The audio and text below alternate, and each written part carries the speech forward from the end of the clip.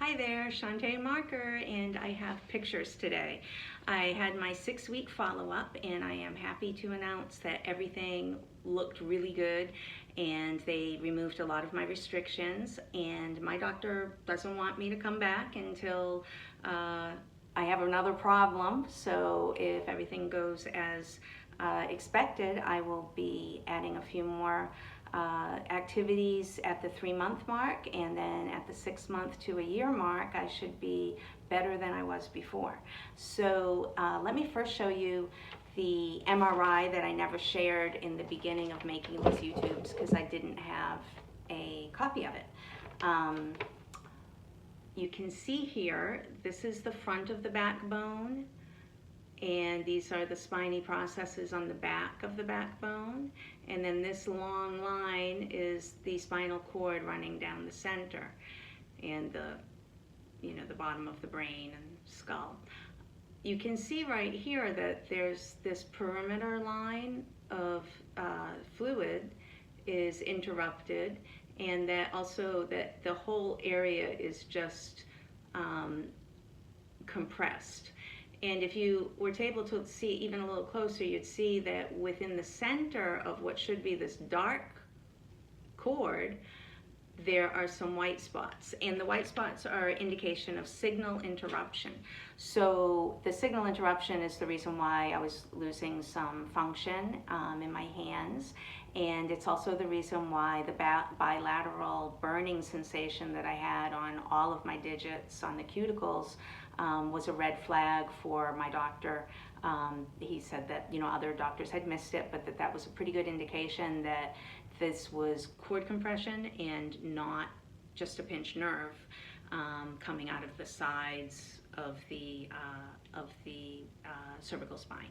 So they did the fusion, and that's going to reduce the movement and create a nice big block of armor around that spinal cord, so that I won't have any more damage to the spinal cord, and I won't have any more reduction of function, and hopefully I won't have any more pain.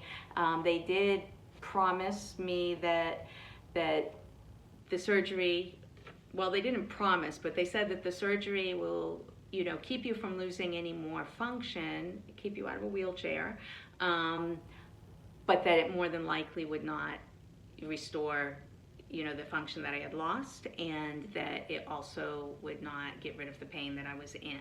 So I am doing some research on my own, and I'm going to keep this YouTube channel going because I have some ideas about mushroom supplementation and some herbal supplementation, some Chinese medicine, and also some Qigong exercise that I think is going to be really wonderful in addition to the physical therapy. So I'm kind of a throw everything you've got at it person, so rather than just being satisfied with that, let's go ahead and see if we can get back full function and in fact be better than I was before. After the surgery, I was so excited to see that my screws are all in place, even with the extra stuff I've been doing and the rules that I've been breaking. And I also, if you look closely, you don't see a black line called a halo around any of my hardware, which is something that apparently happens when there's too much movement and they're not really embedded in the bone. So I was really worried that that might happen, because I do know some other people that happened to, and certainly they had some things going on with smoking and maybe not the best nutritional choices, but they also were moving too much. They were still training a little bit and probably doing a little more martial arts than they should have. And so for that reason, I was a little nervous. I have not been doing any kind of real martial arts training, but I have been doing some Qigong, some Tai Chi, and I also have been doing some massage, some myofascial release massage, which I did share with you what I knew was super safe in my previous videos, but there were some things I was doing that I didn't share, that I will share now that I know that they didn't inhibit my healing. I didn't want to share them too soon, just in case I didn't get a good report back on yesterday's appointment. But my intuition and my gut feeling told me that they were the right thing to do. I just wanted to be extra safe before I put it out there on the internet.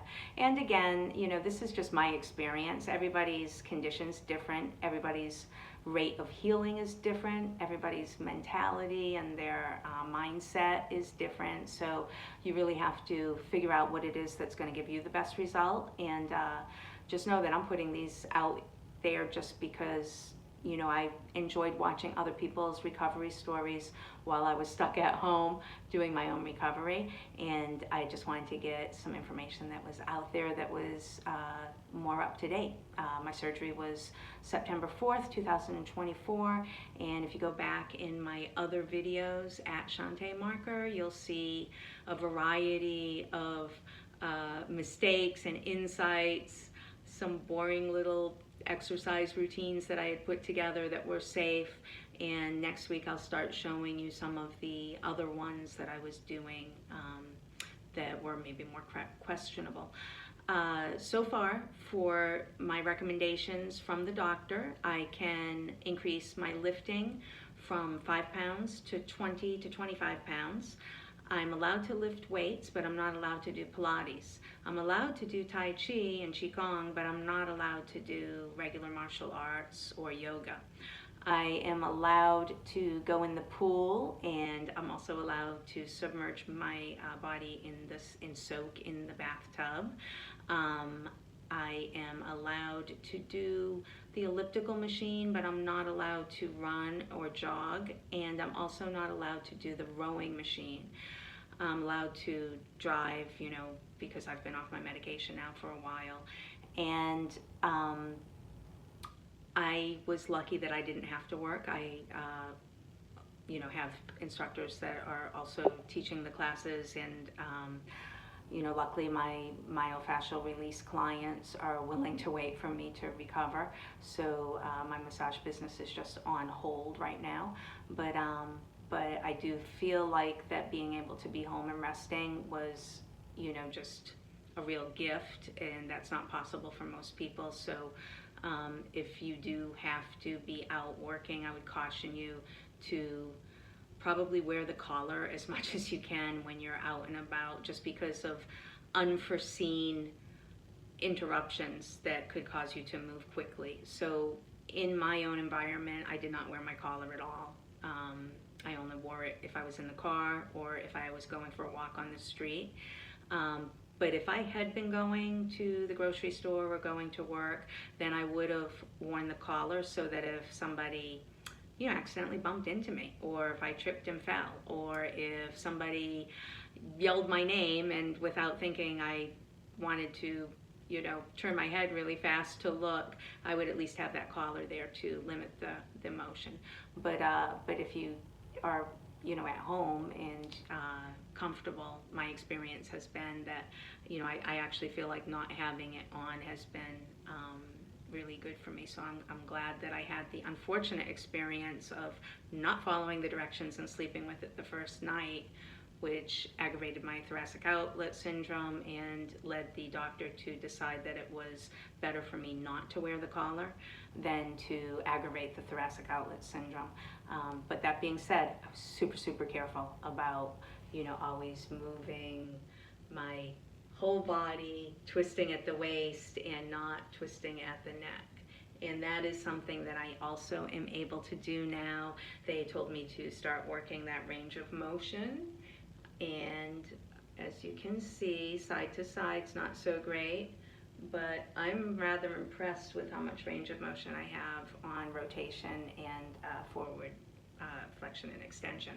So if you didn't watch some of my previous videos, one of the things that I said was, while I was under super restriction, I didn't want those deep muscles to get completely atrophied and weak. So I used a trick that we do in martial arts training or Qigong training, where we use the eyes to engage the neck.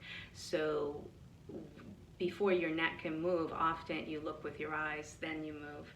And so just by moving the eyes, you are getting some stimulation in the deep neck muscles. So if you missed it on one of the other videos, there it is again.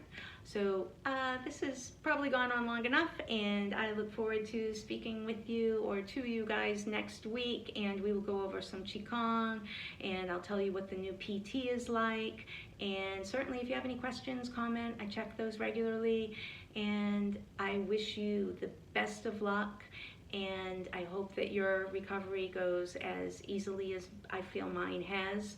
And one other thing I'd like to mention is if you have a cord compression like I did and your doctor didn't tell you that you probably will not regain, you know, the comfort and the strength and the function that you lost during your cord compression, I want to tell you that my doctor did tell me that, and he is excellent. He's the one that the doctors go to.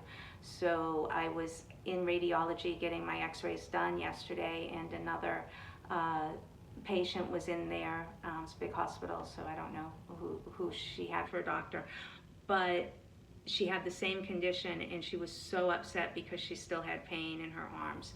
And I was telling her that, you know, I felt fortunate that my doctor didn't build an unrealistic expectation. He was very, very honest with me, and he said, you probably will still have pain. You may even have worse pain, but you won't end up in a wheelchair. I can stop the loss of function that you're experiencing now, but I probably can't restore you back to what you were before.